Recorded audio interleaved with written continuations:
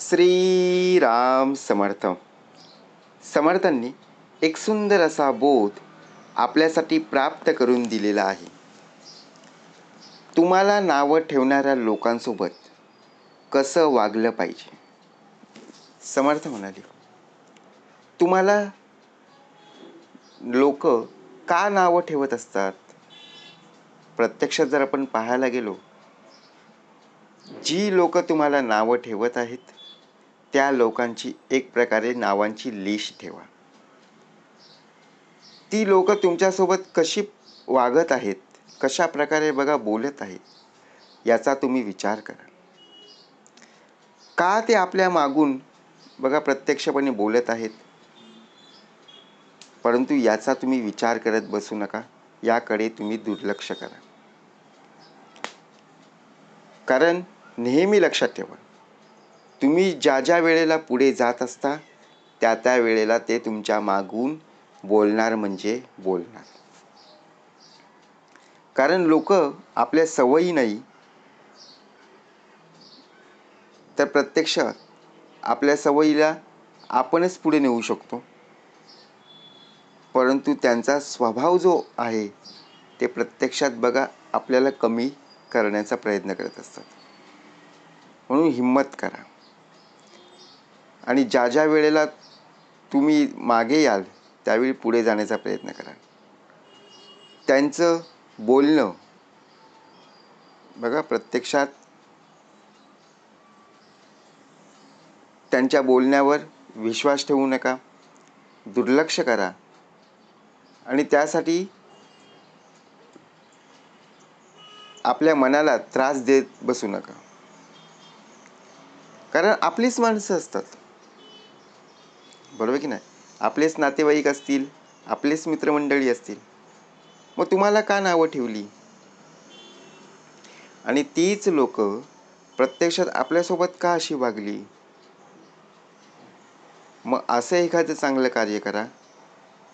जी लोक तुमच्यापासून प्रत्यक्षात बाजूला झाली, तुम्हाला नावं ठेवायला लागली, तीच लोक तुमच्या समोर झुकली पाहिजेत. आपण आपलं आयुष्य जगत असताना ताठ मानेने जगायचं आहे. प्रत्येक माणसाच्या सहन करण्याला एक मर्यादा असते, बरोबर.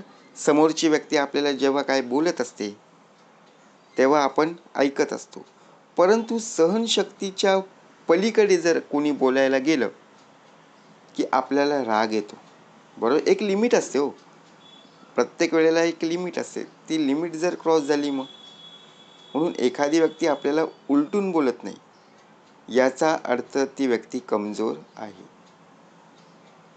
परंतु या दुनियेमधली लोक नावं ठेवण्यात फार व्यस्त असतात. आपणच बघा ना. समर्थ म्हणाले, पहावे आपणच या आपण. आपल्याच नातेवाईक किंवा आपल्याच घरातली मंडळींनी एखादं कार्य केलं नाही, एखादं काम केलेलं नाही आहे, तर आपण सहजपणे त्यांना नावं ठेवतो की नाही. समर्थ म्हणाले, प्रत्यक्षात तुम्ही नाव कमावण्यात व्यस्त राहा, नावं ठेवण्यात नाही. चर्चा आणि आरोप हे आपल्या जीवनात पाहायला मिळतील, परंतु प्रयत्न करून जर चुकलात तर प्रत्यक्षात त्या प्रयत्नांना सोडू नका, प्रयत्न करत राहा. कारण हिम्मत नाही तर किंमत नाही आहे. आणि सर्वात महत्त्वाचं म्हणजे कुठल्याही वेळेला आपण एखादा खेळ असेल किंवा एखादी परीक्षा असेल तर तिथे विरोधक असल्याशिवाय, दुश्मन असल्याशिवाय प्रगती होत नाही. आता जर आपल्याला मॅच खेळायची, आपण मित्रांमध्ये मॅच खेळायला गेलो, त्याच्यामध्ये चांगलं वाटेल का खेळायला, मजा येईल का, नाही. परंतु ज्या व्यक्तीशी आपण बोलत नाही, बरोबर की नाही, त्या व्यक्तीची टीम आणि आपली टीम मैदानामध्ये उतरली तर खेळायला किती मजा येते आणि पाहायला सुद्धा खूप आनंद वाटतो. कारण ती चढाओढ स्पर्धा असते. म्हणून समर्थ म्हणाले, कोणी तुमचा सन्मान करो अथवा न करो, त्याचं आपल्याला घेणं देणं नाही आहे. तुम्ही तुमचं कर्तव्य चालू ठेवा. कारण प्रत्यक्षात जेव्हा संपूर्ण जग झोपलेलं असतं, तेव्हा सूर्य उगवायचं थांबतं का हो? नाही ना. सूर्य उगवायचं बरोबर उगवतो. म्हणून तुमचं क्षेत्र कोणतंही असो, तुमचं कार्य कोणतंही असो, आयुष्यात कष्टाला पर्याय नाही. कष्ट प्रामाणिक असले की त्या यशालाही पर्याय उरत नाही. म्हणून कोणत्याही परिस्थितीत माघार न घेणं हाच आपल्या यशाचा खरा मार्ग आहे. आपण आपल्या परिस्थितीनुसार आपण काय करत असतो? मागे फिरत असतो. समर्थ म्हणाले, एकदा तुम्ही तुमच्या कार्यावर जर विश्वास ठेवत असाल तर ते कार्य पुढं जाण्यासाठी तुम्ही प्रयत्न करत राहा. जर तुम्ही अर्ध्यावर बघा ते प्रयत्न करण्याचे सोडलं तर तीच लोक, तेच नातेवाईक, तेच मित्रमंडळी तुम्हाला नावं ठेवतील. बघा आपण काय विचार करतो, अरे बाजूच्यांनी काय आणलंय, बॅट बॉल आणली, तर आपण पण लगेच आपल्या आईवडिलांना सांगतो की मला सुद्धा काय हवी, बॅट बॉल पाहिजे. परंतु आपल्या आजूबाजूला जी मुलं आहेत बघा, प्रत्यक्षपणे त्यांना खेळण्याची प्रॅक्टिस आहे, त्यांना आवड आहे, ते पाहून बघा आपण जर आणत असू मग उपयोग आहे. आपलं क्षेत्र वेगळं आहे, बरोबर की नाही. आपल्याला वाचनाची आवड आहे, तर बघा प्रत्यक्षपणे आपल्याला पुस्तक याविषयी माहिती असणं गरजेचं आहे. बघा आपल्याला वाचण्यामध्ये कंटाळा येत नाही, परंतु जर आपण त्यांनी बॅट बॉल आणली आणि आपण जर बॅट बॉल आणण्याचा प्रयत्न करत असू आणि जर आपण सराव केला नाही तर लोक नावं ठेवणारे आहेतच.